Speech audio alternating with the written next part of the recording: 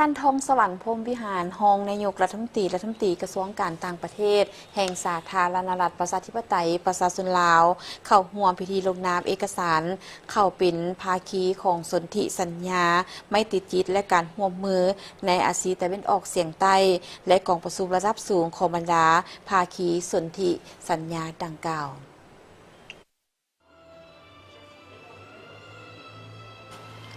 ในวันที่24กรกฎาคม2026ที่มะนิลาฟิลิปปินส์ท่านทองสวรรค์พรหมวิหารรองนายกรัฐมนตรีกระทรวงการต่างประเทศแห่งสาธารณรัฐประชาธิปไตยประชาชนลาวได้เข้าร่วมพิธีลงนามเอกสารเพื่อเข้าเป็นภาคีของสนธิสัญญาไมตรีจิตและการร่วมมือในอาเซียนตะวันออกเฉียงใต้โดยประเทศโปโลนลิทัวเนียรูมานีและซูเอตการเข้าเป็นภาคีของสนธิสัญญาไมตรีจิตและการร่วมมือในอาเซียนตะวันออกเฉียงใต้อย่างเป็นทางการโดย4ประเทศเฮ็ดให้จำนวนภาคีของสนธิสัญญาเพิ่มเป็นทั้งหมด62ภาคีในปัจจุบันในวันเดียวกันท่านทองสวรรค์พรหมวิหารรองนายกรัฐมนตรี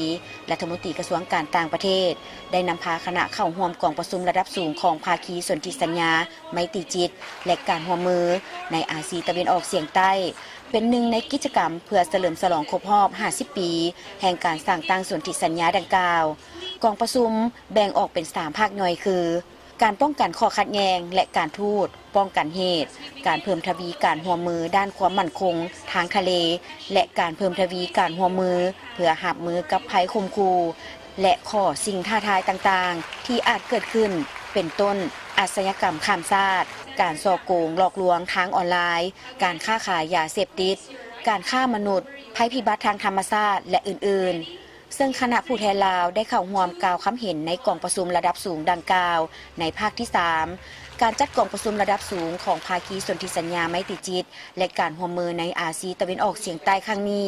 ยังเพื่อเป็นการย้ำคืนความหมายความสำคัญของสนธิสัญญาดังกล่าวที่ได้เป็นเอกสารพื้นฐานสำคัญประกอบส่วนเข้าในการส่งเสริมการร่วมมือในภาคพื้นและในโลกส่งเสริมสันติภาพและแก้ไขข้อขัดแย้งโดยสันติวิธี